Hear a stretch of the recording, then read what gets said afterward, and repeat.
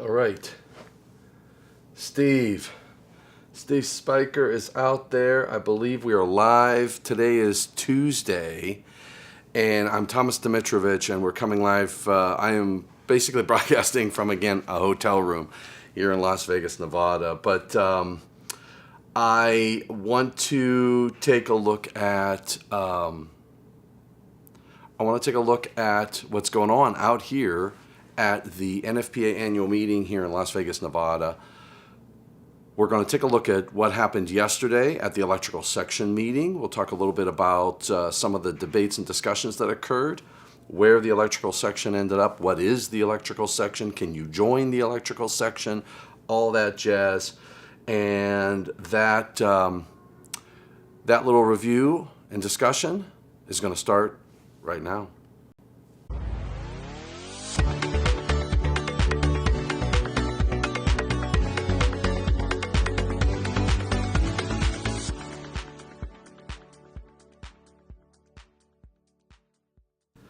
All right, so I hope my batteries are all good, and I'm at 29%, but that's all I need because it's the voodoo that we do so well.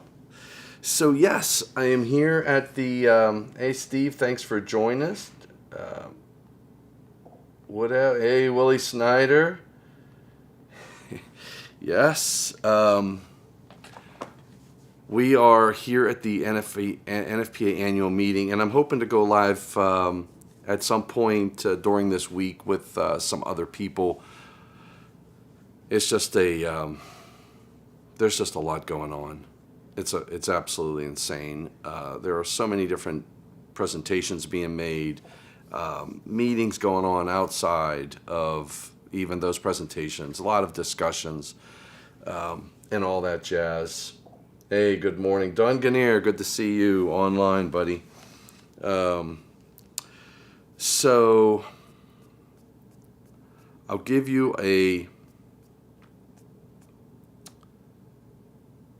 sort of an overview of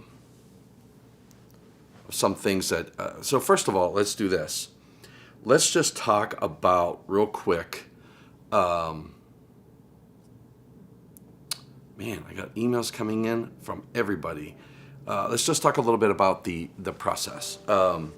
So if you think about the 2026 code, we had the first draft meetings, we had the second draft meetings, and now we have the annual meeting. And what's going to happen on Thursday, and I hear Thursday and Friday, is a review of the certified amending motions. There are requirements that are being contested. So when you have an issue with what has changed in the code to date, you can provide a notice of intent to make a motion. Then it has to be certified. I think I talked about this a little bit last week. And then it'll be heard from the floor. Now, what those CAMs will trigger is organizations all have to establish what is their position. You know, from an Eaton perspective, I review those certified amending motions with our product lines and different people within our product groups. And we then have to come up with what is our Eaton position on these certified amending motions so that when I go to the meeting and if there are any other Eaton employees there, everybody understands, this is what we're thinking. There are other Eaton employees who are involved with the NEC process. Some of them are coming, some of them are, most of them are not. So we'll have, and I try to encourage engagement.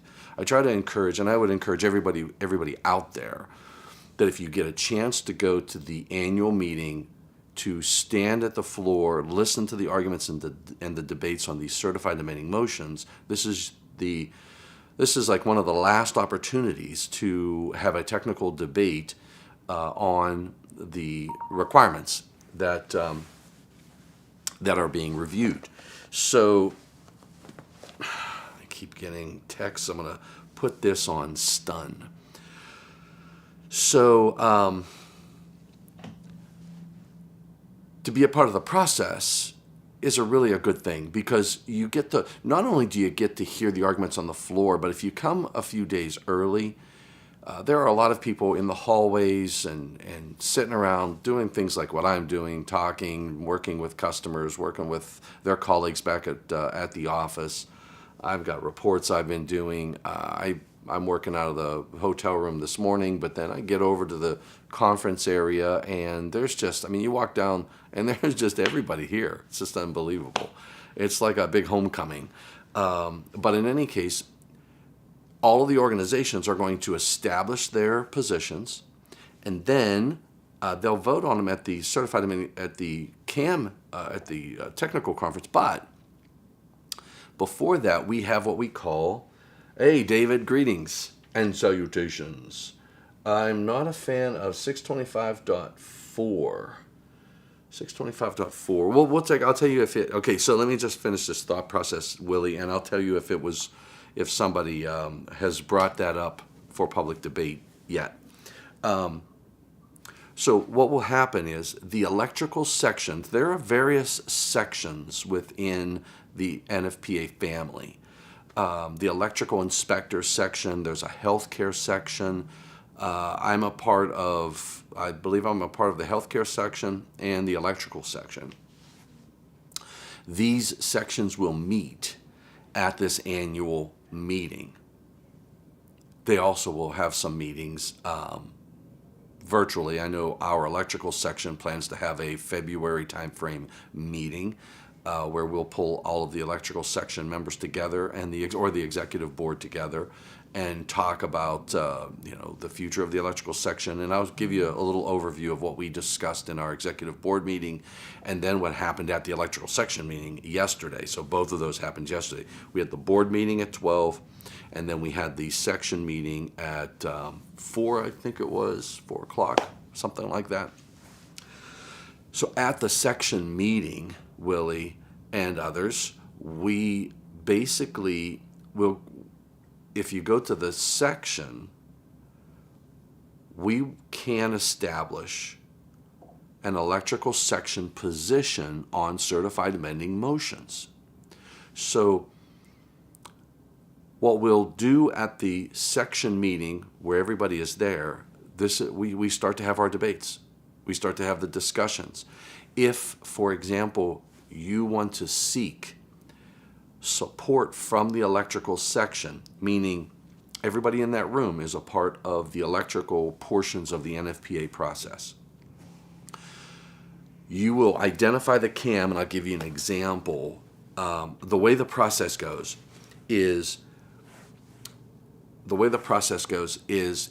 if I say I wanted to seek support of a certified amending motion, and let's say that I wasn't the submitter of the certified amending motion. Let's say, for example, I was against a CAM that was going to be reviewed. Let's say that the CAM was, whatever it is. And let's say I'm against it.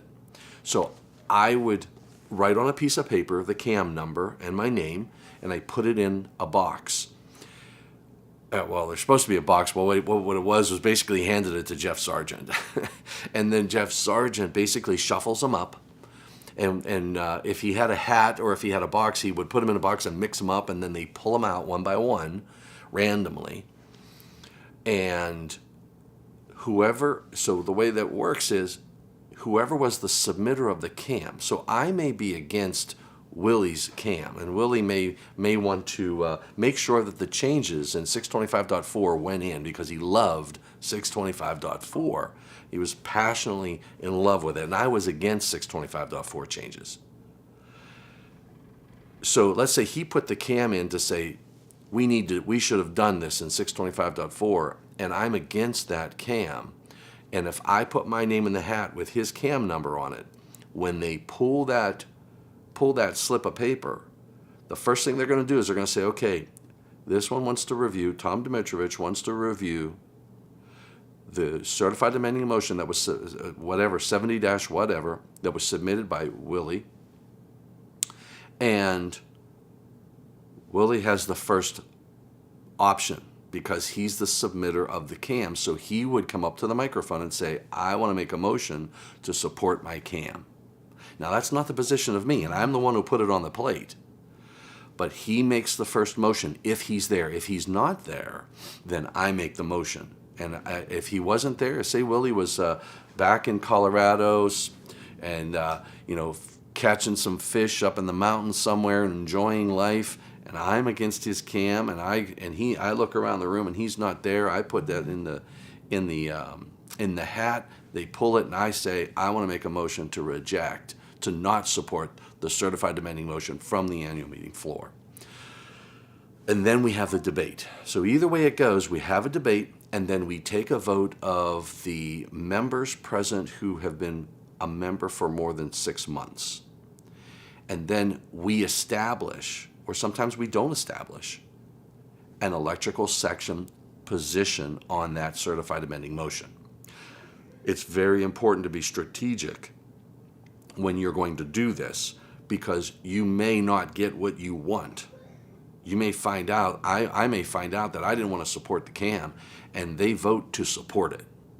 And now, if I would have kept my mouth shut at the annual meeting, at the floor, whenever that CAM comes up on the big board, we elected, the executive board of the electrical section selected one individual to stand up at the microphone and represent the electrical section and say, Mr. Chair, the electrical section met yesterday and voted and reviewed this certified amending motion and voted to support or not support this certified amending motion. So that and what he says at the microphone will be crafted before he gets up there. He'll read it. Mr. Jeff Sargent and crew will make sure that it's written properly. So that's basically what happens at the electrical section. And what's really nice about the electrical, it's really nice to debate. I love the debate. I love to hear people's difference of opinion and see where people are coming from, hear their arguments. It's really healthy. It's, some people will get defensive, and I know, if you're passionate about something, like say, Willie loves 625.4. He loves that change, and he's passionate about it. When they start talking about these changes, he may find out that he's wrong. And I tell you what, that is the defining moment of character. When you can admit that you're wrong and say, you know what? Maybe you've been wrong for the last freaking 20 years. When you start to hear others' opinions and they make sense and they are pointing out the issues of why that a position is for either a certified amending motion or for whatever it is, it's important to listen. The BS meter may go off. You may find out that, okay, I'm not buying what this gentleman's selling, and they're not thinking correct. They're not thinking about it correctly, and then you make your decision on how you want to approach the discussion. But the exchange of information, the exchange of perspectives is very healthy in the process. So during the meeting yesterday, let me see who I got here. I got Steve. I think I might have sent you a Facebook message to verify. CMEP greetings all. He's not a fan of 625.4. Don Gannier. Good morning. Good morning, Don. Wish you were here, brother. Wish all of you were here. Steve, Don Gannier. It is important to note that any member of NFPA can vote at the technical session. Of course, they would have to pay the additional fee to attend the technical session. Yeah, Dawn, but you have had to have been a member for at least 6 months. So you can't come to this meeting, join, go to the floor and vote. And my badge is actually over there. I want to see if I can do this. Let me see if I can get my badge. 1 second.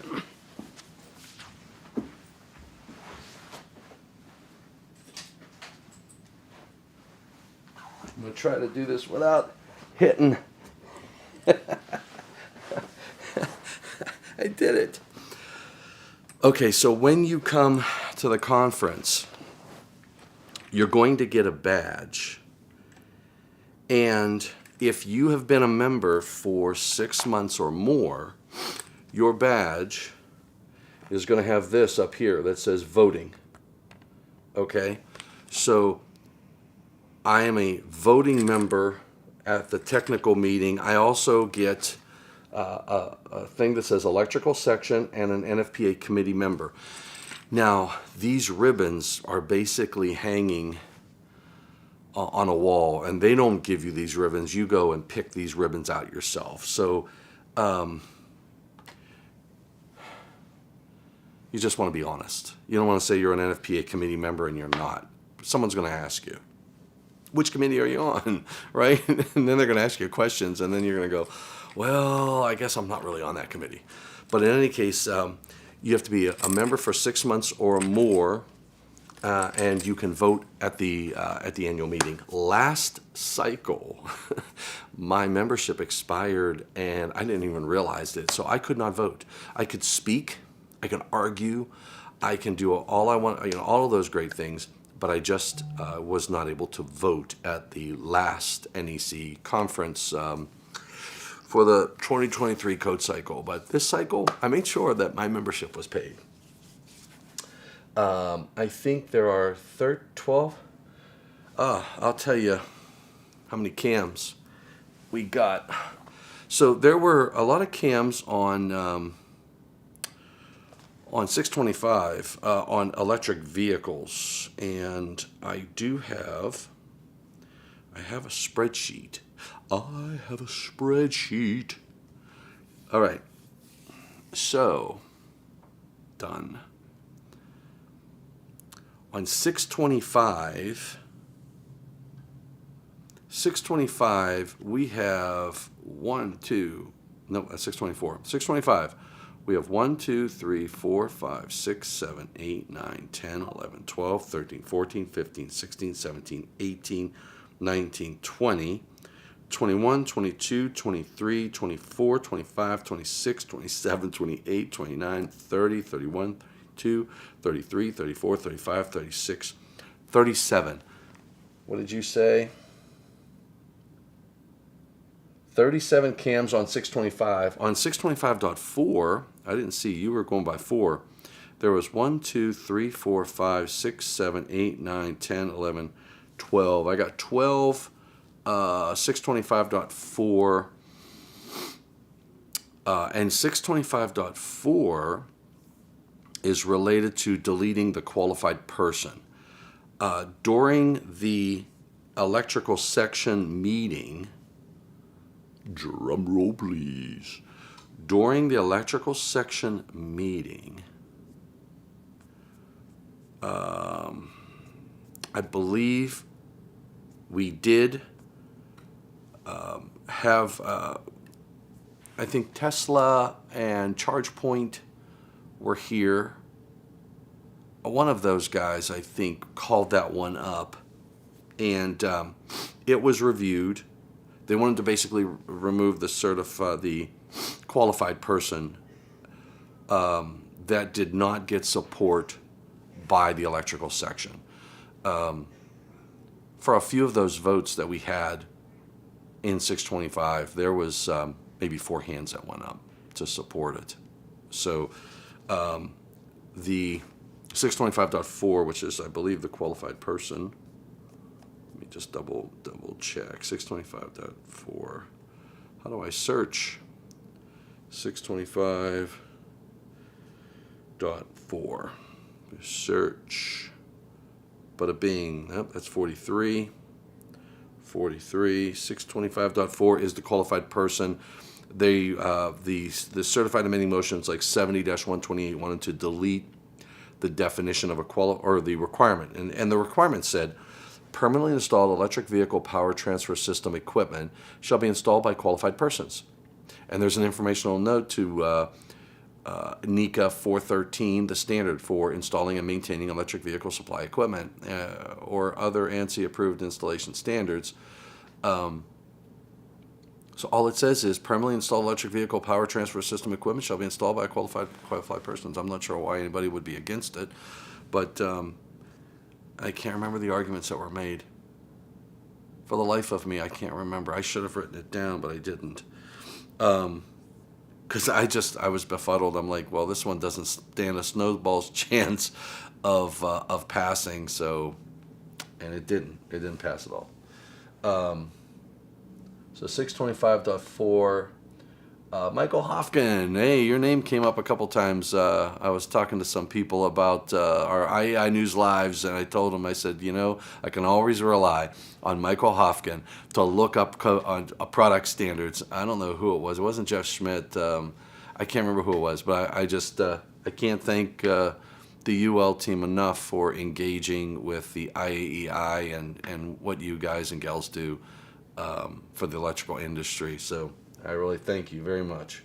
Willie Snyder, not only would I find out I'm wrong, but I find out I'm not qualified to install EVSE.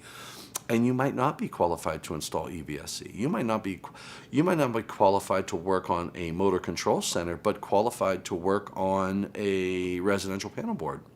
So, the qualified person is very important to make sure that photovoltaic is another great example of when qualified people are critically important to ensure a safe installation.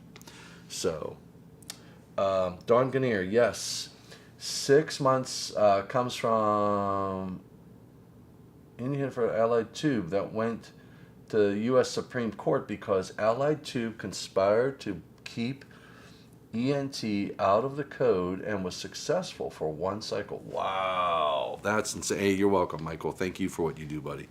Wow, that's an interesting part of history, Dawn, that I was not aware of. That's a good one. All right, so we had qualified person. So qualified persons were reviewed. Here's another one. What's this one? So this one was 625.43, the disconnecting means. So there is a group of individuals who want to remove the disconnecting means for EVSE equipment in 625.43. This one, they didn't want to remove the disconnect. This one wanted to remove, it says, the language that says, be installed in a readily accessible location, not less than 20 feet, nor more than 100 feet, from the equipment and in sight from the equipment. So Ryan Jackson made I don't know, you guys all know Ryan Jackson, right? So Ryan was here, and Ryan stood and spoke in support of this certified amending motion. I think he was in support of it. The motion was made to support this CAM. And Ryan made an interesting observation. He said, he basically took the language in 625.43E, emergency shutoff, 1, emergency disconnect device, and then the first list item, because what it says is for other than 1 and 2 family dwellings, all permanently connected EVSE and wireless power transfer equipment, WPTE, shall be provided with one or more clearly identified emergency disconnect devices or electrical disconnects that meet all of the following. And the first one on the list says, be installed in a readily accessible location. So Ryan was like, okay, readily accessible location. I know what that is. I know what a readily accessible location is. It's a defined term. He says, not less than 20 feet nor more than 100 feet from the equipment. Well, that's pretty self-explanatory. And then he says, and in sight from the equipment. He goes, now I'm confused. He goes, because in sight from is a defined term, which does not match up to 120, no closer than 20 and no further than 100. And what the committee, I think what the committee was asking was, probably should have written that says not located not less than 20 feet or more, not less than 20 feet nor more than 100 feet from the equipment, and the equipment can be seen from the disconnect, or something like that. Some language that says what they were intending was, you need to have this disconnect no closer than 20 feet, no further than 100, and you need to have line of sight to the vehicle or to the EVSE, from the equipment. So his issue was they were using that term. Now, the other people that went to the microphone said, well, this is in Chapter 6. It can supplement and modify whatever it wants to in 1 through 7. So using language in here that is different than what you might find in Chapter 1 is okay. So that discussion and that debate occurred. A few people went to the microphone, and then the motion was voted on and it failed. And then the motion was made to oppose this CAM. So that's the other risk you run. So the person who made the motion, who was the submitter of this CAM, was seeking the electrical section to support it. It failed. And then someone else stood up at the microphone and said, I make a motion, because now the topic is live. You don't have to submit the paper.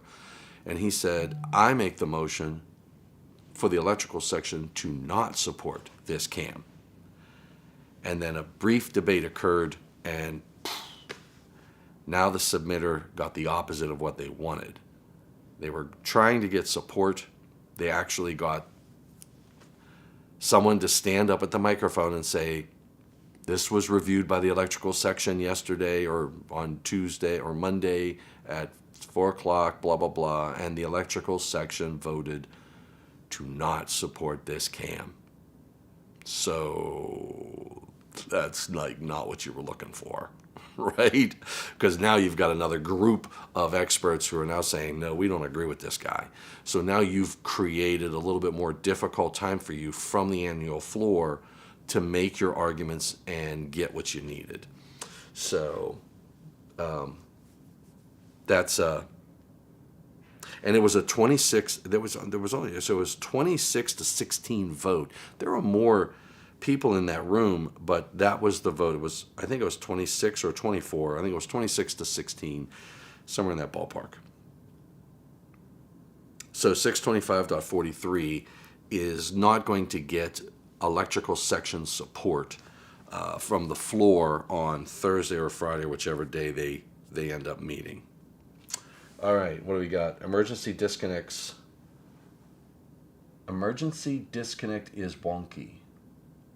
Is that a catalog number, Willie? I mean, I'm not sure if you're selling one, but I guess I can look up catalog number wonky. Okay. I don't know what that means.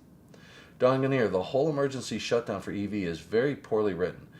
They took the requirements for the emergency stop for gas pumps from NFPA 30A and tried to apply that to EV chargers. Yeah, so, yeah, because they said disconnect power to all EVSE and wireless power transfer within sight of emergency shutoff.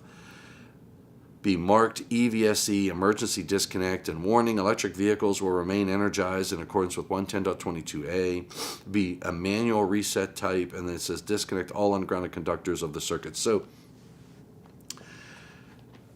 now the other points that were made during the discussion, somebody made a comment that it's not about.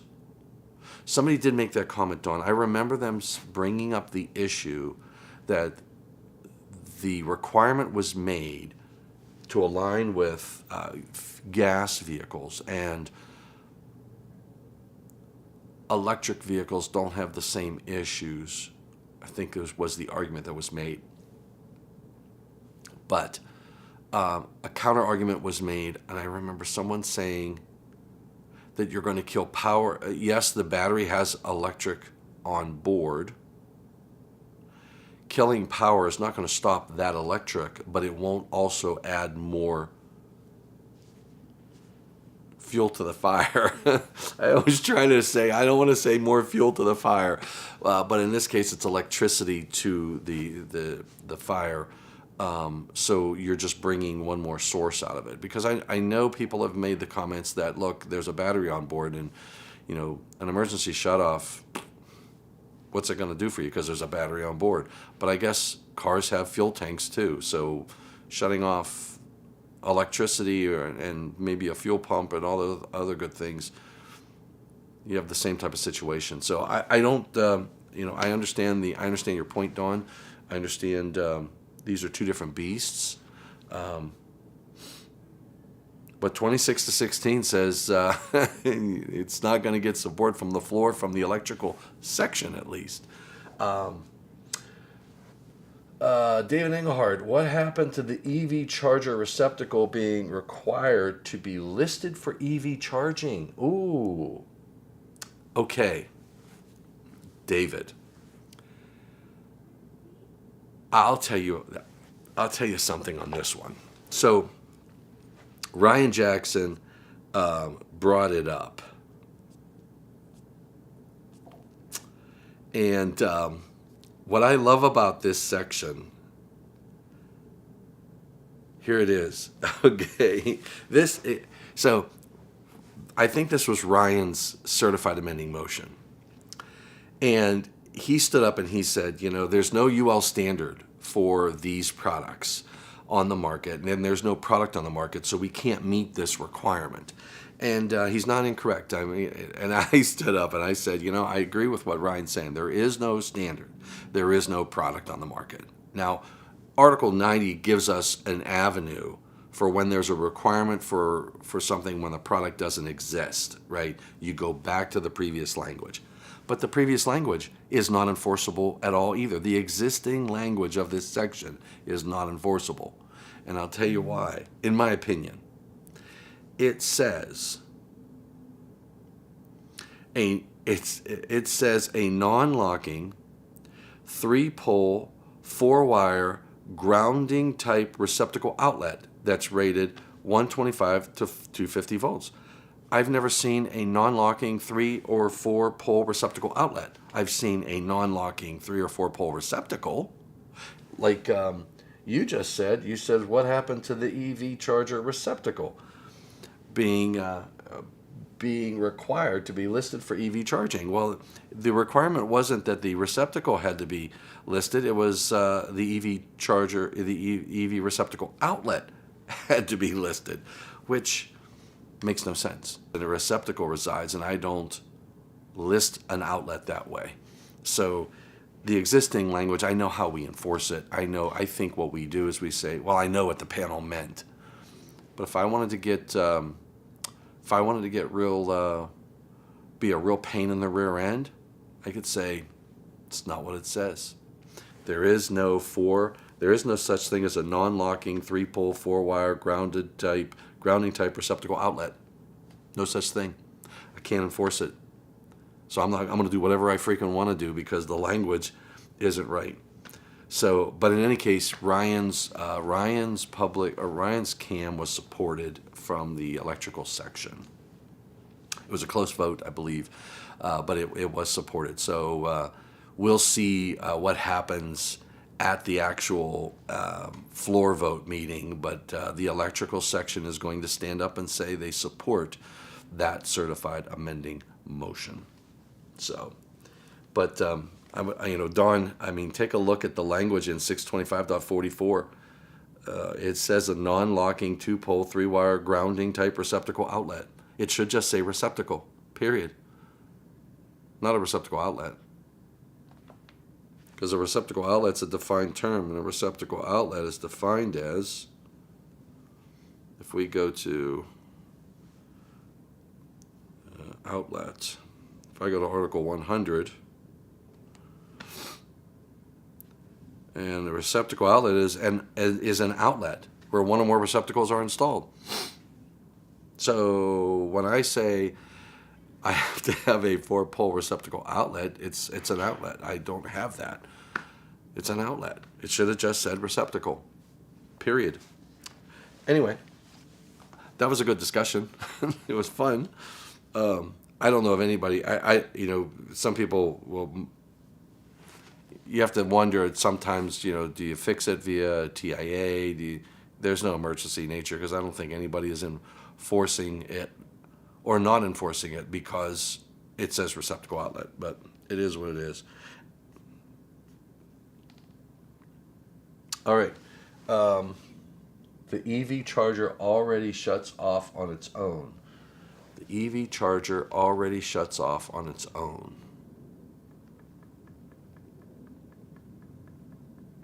The EV charger shuts off on its own.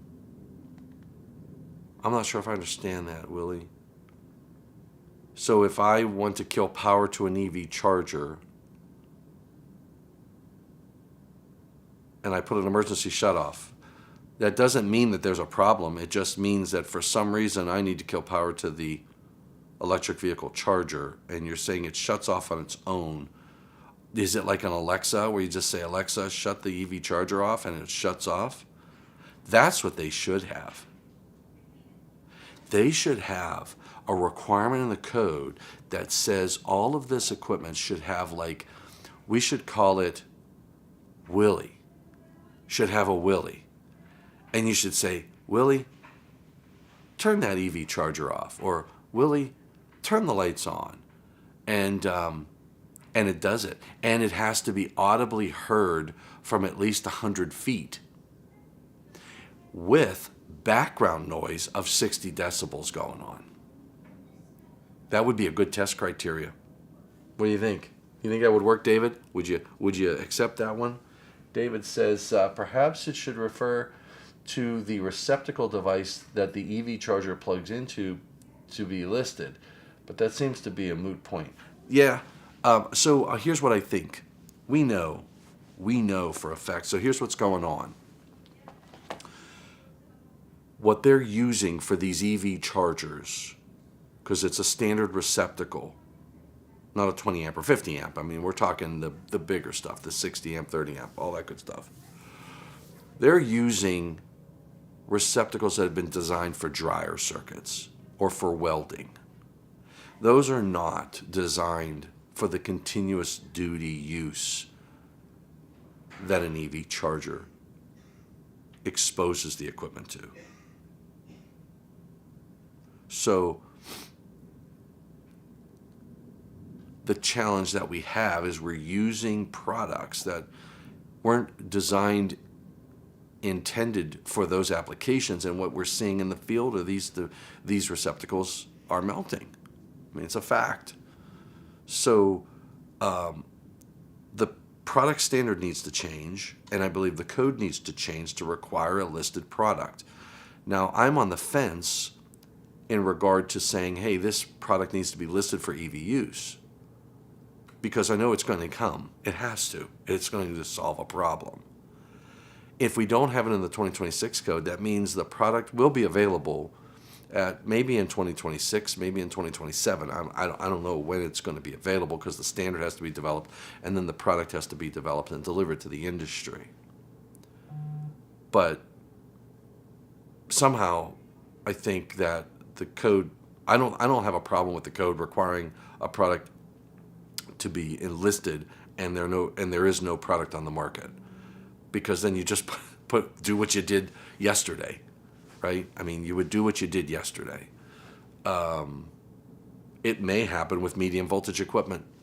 So we have a listing requirement for medium voltage equipment. I don't see anybody putting certified amending motions in to say no to this, even though it's going to take a lot longer than what the code gave to get all of this medium voltage equipment listed, because there's very few labs that handle medium voltage equipment.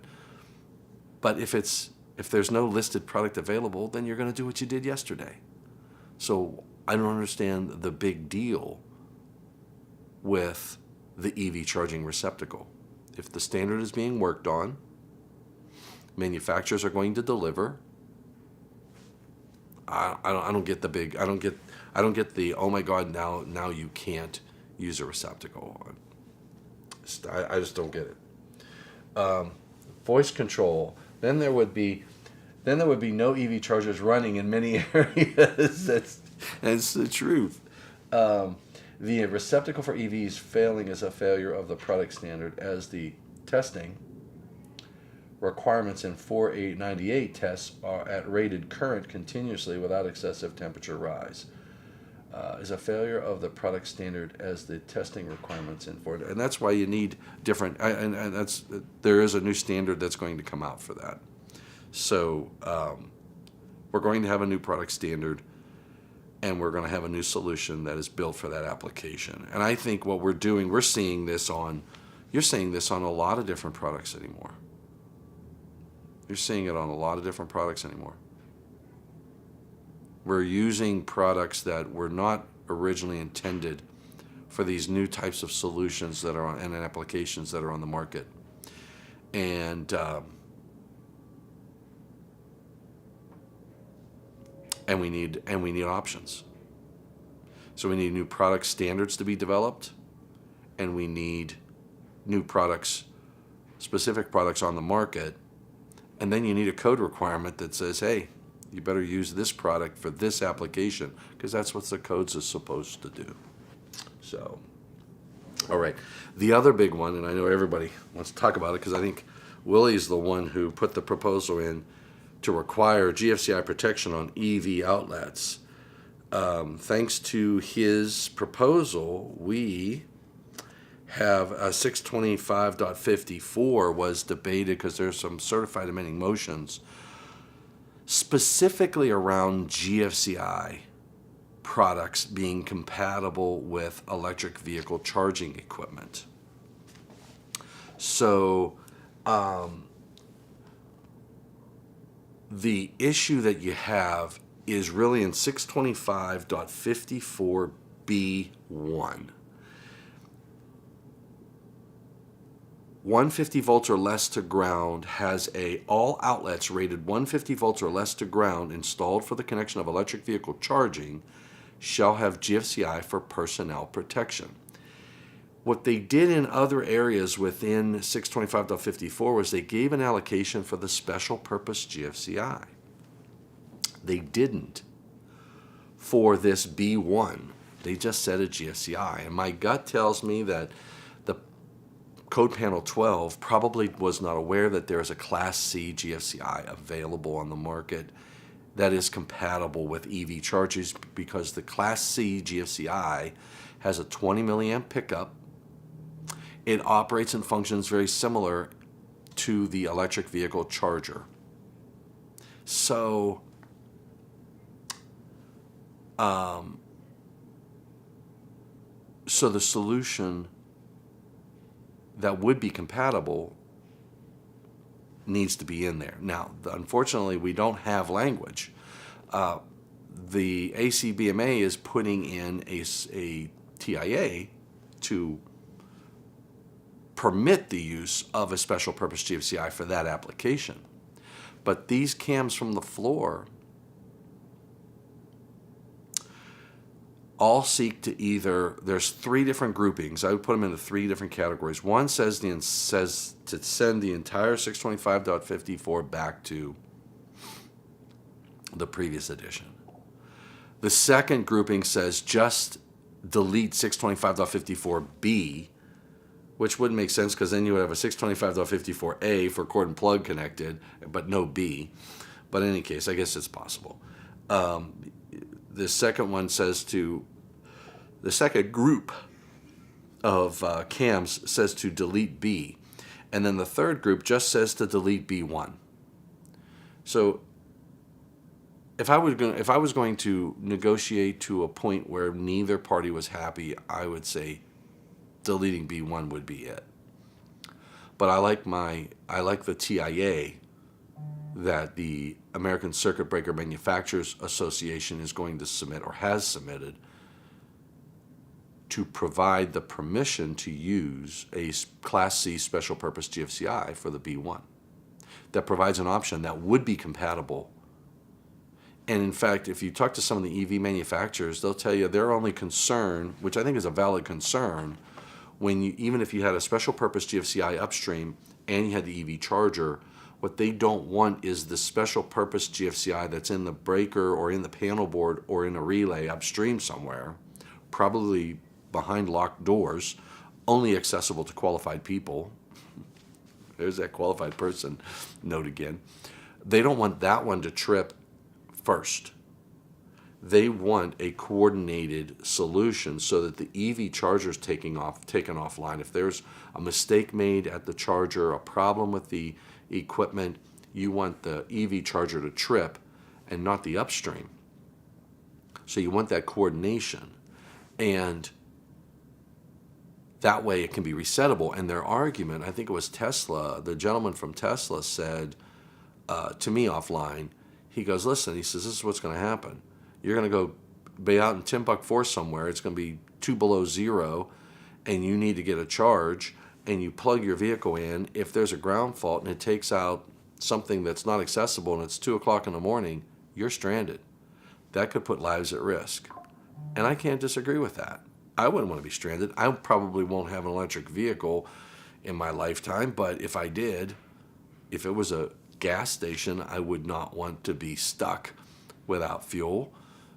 So in any case, that's sort of the arguments that are being made. But I think that a solution is on the horizon somewhere. Maybe not too far away. Maybe not as far as you might think. So in any case, that was the discussion in 625.54. Those cams did not survive the electrical section meeting. I mean, it was not even close. There were a few people that stood up and argued, but it was not very close at all. I was surprised. I thought that something was going to get support at the electrical section. It didn't.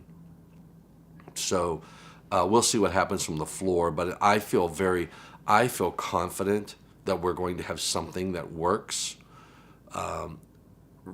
regardless of what happens at the floor. If none of those cams pass at the floor, I'm going to hope that Panel 12 accepts the TIA that gives you an option for a 30 milliamp, 20 milliamp special purpose GFCI solution for those hardwired 150 volts and less. Time is going to tell on that one, but the debates at the electrical section, there was, man, they went down in flames. They really did. The arguments, so the compatibility concerns were raised by the submitters. I think ChargePoint was there, and I know ChargePoint was there, and Tesla was there. Great people. That's what I love about this process. It's all great. They're all great people, and they have some valid concerns. They can live with certain. They're not saying, "Hey, we don't want ever to have GFCI on this." They're very safety conscious. So I think you got to respect their position and where they're coming from on this issue. I know I do. I've gained a respect just from talking to these individuals. I know, talking to them, I haven't talked to one of the individuals from ChargePort nor Tesla or any of those other EV manufacturers. I've talked to quite a few in the past couple of weeks because everybody's getting ready for this week and debating and arguing and whatnot. I can honestly say I haven't talked to one person who doesn't have life safety at the forefront. So I have a lot of respect for their engagement, their predicament, and I think though that we're going to have a solution. I feel very confident we're going to have a solution that works. Put it this way, when I was doing the marina changes, when Joe Fellow and I began the GFCI journey in marinas, and we put the public input in for GFCI protection of all circuits going to a marina, I didn't know. I know what's going on the appliance side of the business and whatnot, and HVAC side of the business, and I see the discussions and I hear the arguments and debates over there. I anticipated the same fight over in marinas, and we put the public input in, and I expected it to get rejected. Joe Fellow didn't, but God bless him. he came back. He was pretty depressed. He was pretty down, and I was like, no, don't get so depressed, because that first sentence said, although your public input has merit. That was like light at the end of a tunnel, and I was surprised at that response, because if I really wanted to kill something, if that panel really wanted to kill something, that would be the furthest thing from their lips or from their pencil or from their keyboard, is to write that text that says your proposal has merit. And we came up with a very good solution for marinas. They embraced it. They recognized the hazards. They recognized the problems. And they instituted something that works. Now, the challenge on the EV side is we don't have a body count. I don't have people dying from their EV chargers or electric vehicles. Now, on one hand, I don't have the data. On the other hand, I don't need data. For me, personally, I don't need data. I don't need a body count to make a requirement for GFCIs. If we understand the hazards, if I understand the hazards, I'm just speaking for myself. If I understand the hazards and I know I can avoid a body count, that's beautiful. That's poetry right there, because now I don't have to look at it and see and know that there's a family without somebody.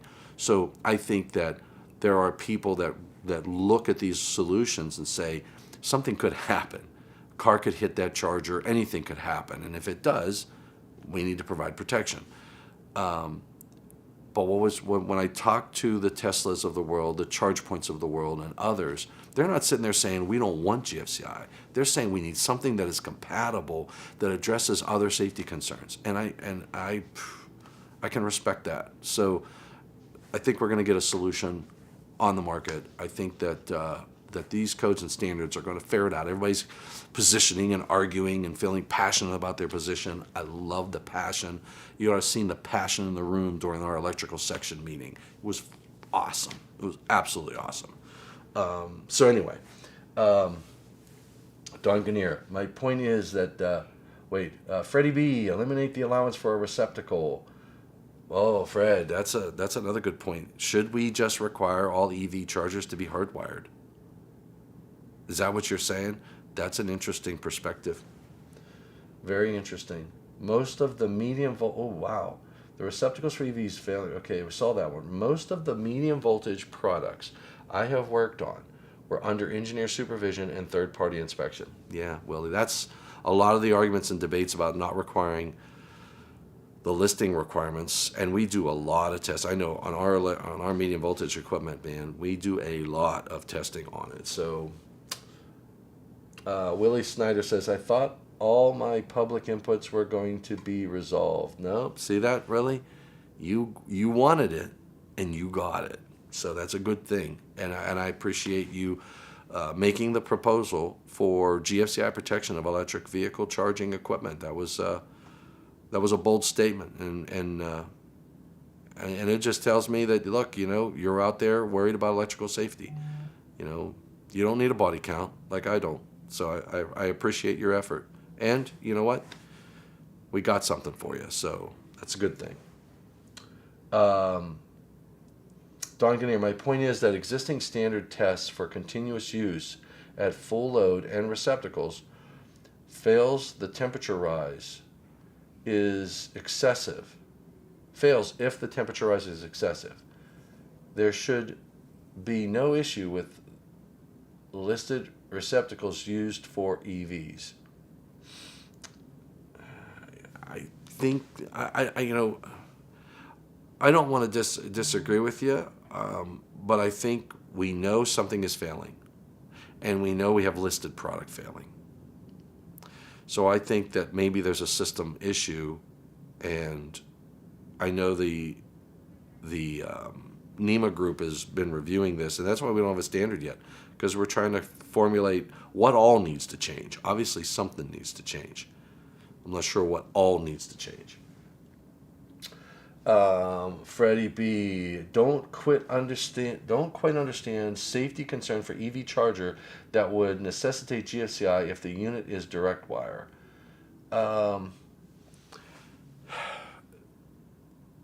So the EV. So remember, how do I say this? I could tell you some of the arguments I've heard. I have heard that the electric vehicle charger has ground fault protection, and so you don't need ground fault protection upstream. And the counter to that I've heard is that the EV charger provides ground fault protection from the EV charger to the car, but it doesn't protect ground fault for the EV charger itself. A lot of those are built, maybe double insulated and things like that. But if somebody hits that charger, if the charger fails inside to where there's a short inside the charger itself, it can be energized and present a hazard, and there's no protection upstream. That's what I've heard. Again, I don't have a body count. I don't have examples of where that's occurred. At least I don't have any, and I haven't seen any records of that. But that's sort of the way the discussion goes. I can't tell you if it's right. I can tell you if it's wrong. I am a proponent of GFCI anywhere. I think every circuit should be GFCI protected regardless. I don't think there is any reason why somebody should die from electrocution when we have technology. So, in my opinion, probably doesn't go far with many of you guys and gals out there, but every single circuit in a dwelling unit should be GFCI protected, period, at its source. That is my opinion. Regardless. And if there are any offenders that are using equipment grounding conductors, that violates Article 250. I mean, Article 250 speaks to objectionable currents on the equipment grounding conductor. You're not supposed to use the equipment grounding conductor. So I could be really hardcore and say, look, you made a product that violates the National Electrical Code, period. We outlawed wiring devices that use the equipment grounding conductor, and they put milliamps on. And we said, oh no, you can't do that because it's objectionable current. So we basically required pulling a neutral to all of these lighting switching locations, so that just in case if you put an occupancy sensor in there, you have a neutral conductor and you don't use the equipment grounding conductor. And we outlawed the use of all of those products that use that equipment grounding conductor. Why don't we take the same stance with the electric vehicle? What is it about the electric vehicle which puts even more current on the equipment grounding conductor? What about HVAC equipment? What about appliance equipment? Why can't all of these loads work within the constraints of the code? Now, I can acknowledge and say we can come up with other solutions to provide a safe installation, but I'm just a proponent of GFCI. I'm sorry. I'm not going to apologize for it. What am I talking? I'm not going to apologize. Anyway, it's basically saying, okay, don't quite understand. So if Willie Snyder says, oh, wait, I got him right here. Boom. It's basically saying you want GFCI on this really smart GFCI. If you cut the EGC on EVSE, it stops working. If you cut the, yeah. But that only works between the car and the EV charger, which is my point. It doesn't work between the charger and the breaker. Steve says, how hard would it be to have thermally protected receptacles for EV charging equipment similar to, Steve, I don't think it would be hard at all. That would be nice. A thermally protected receptacle, even just in general, not just for EV chargers, just in general. That'd be really sweet. I like the way you think. Vinny B, part of the problem is the EV chargers are more continuous use, non-intermittent. That's my opinion too, Vince. I think that when you look at a lot of these EV chargers that are being plugged, we're using products that we've historically used on things like dryers, circuits, and welding circuits. They've never seen continuous duty. Now all of a sudden we're putting them through the ringer. But Dawn has a good point. Dawn says, and I'd have to look at the standard, but Dawn says that those things are tested for those types of applications. So it could be something else. Could be the plug that's plugging into that receptacle. I don't know. Freddie B, what is failing, causing meltdown is the HO that is allowed to alter the max setting.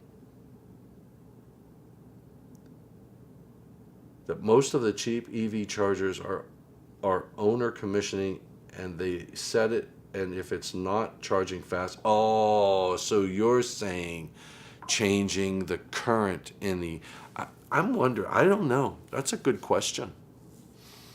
I'd have to see some of those applications a little bit more. So you're saying they're saying, hey, I want to draw more current because it's not charging fast enough, and then they overload the circuit. But wouldn't they overload the circuit breaker too? Wouldn't the breaker trip? Fred, I just think it's complicated. The testing for receptacles required by UL 498 requires they be operated at full load continuously without excessive temperature rise. Now, the other thing that 498, I don't know if 498 does, if you have the cord, I don't know how much tension that cord, if it's weighs more, I don't know. But, Dawn, there's got to be something with that standard. They bump up the rate to 1 higher and the receptacle can handle. Interesting, Fred. We don't need thermally protected receptacles. There are at least 2 brands that have industrial duty receptacles that do not fall. So, Don, what I'm thinking, so when he said thermally protected, I'm thinking about those glowing connections that we've seen start and fester and burn things down behind that receptacle. I've got a lot of those at home, or not a lot, I've got a few of those at home that have been sent to me. I've got even more pictures. I've got a video of it.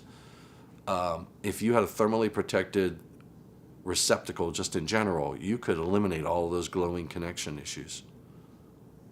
I think you could. Because you would, as soon as the temperature would get high enough, you would remove the load. And you could do the same thing for any other receptacle. If you think about that, it's a common failure point within a power distribution system, and rightfully so, because it's used so much. It is the interface with the homeowner. It's used and abused. In fact, the receptacle in my kitchen, in my bathroom here, I'm going to take a picture of it. I'm going to put it on Facebook. My receptacle in my room is all cracked. GFCI. I pressed the test button. The test button is cracked in half. It gets a lot of abuse because it is close to people like you and me. And we use and abuse our electrical distribution equipment. Freddie B. We saw that. Sean. Freddie B says, seen it, but seen it being done. Seen homeowners doing it. Yep. That's interesting. The receptacle may survive the heat, but maybe the attachment plug may not. That's another good point, Steve. Yeah. That's a good point.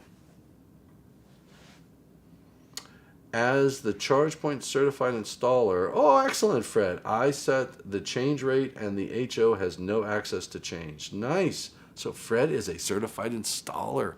Awesome. You are the man, Fred.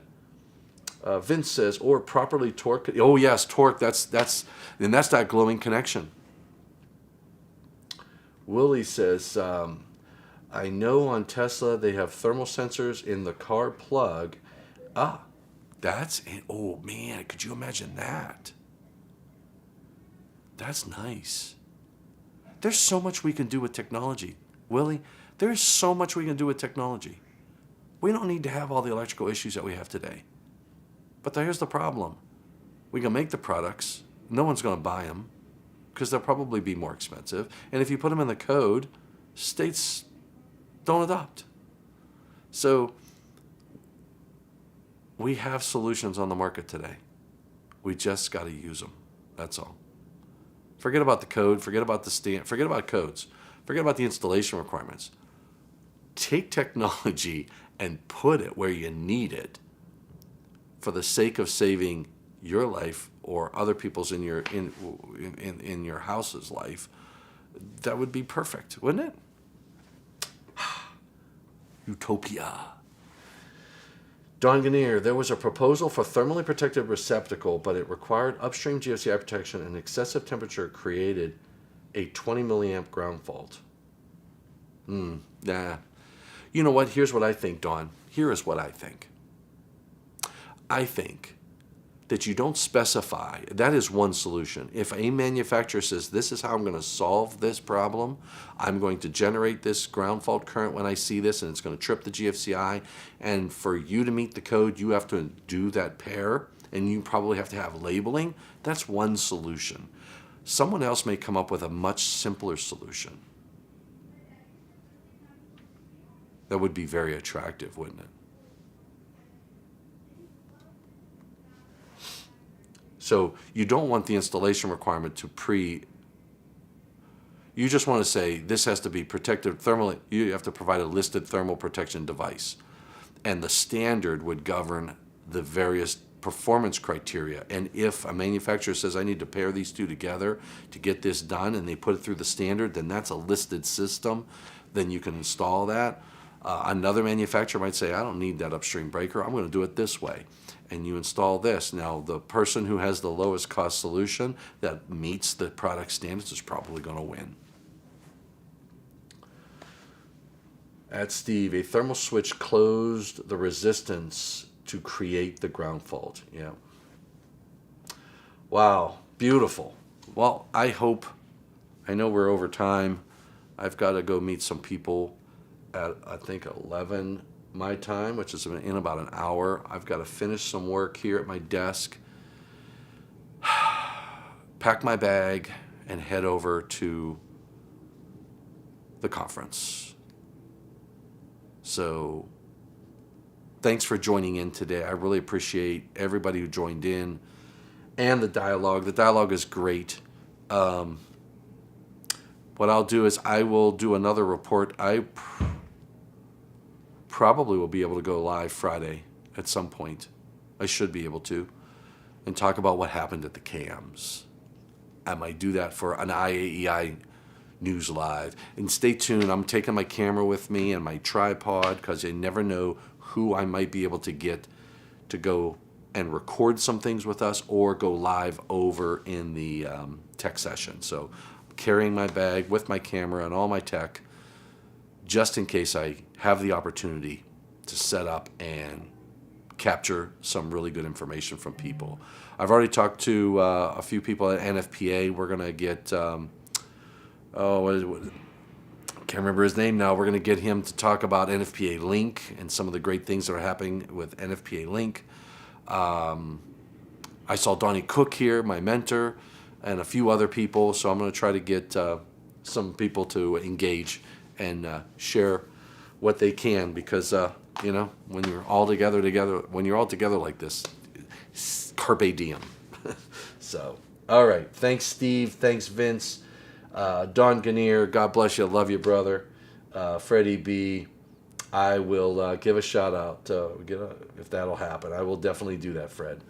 All right. I'll try to let everybody know. Thanks, everybody. Remember, take care. Stay safe. And please stay healthy. Catch you next time, or maybe later on this week.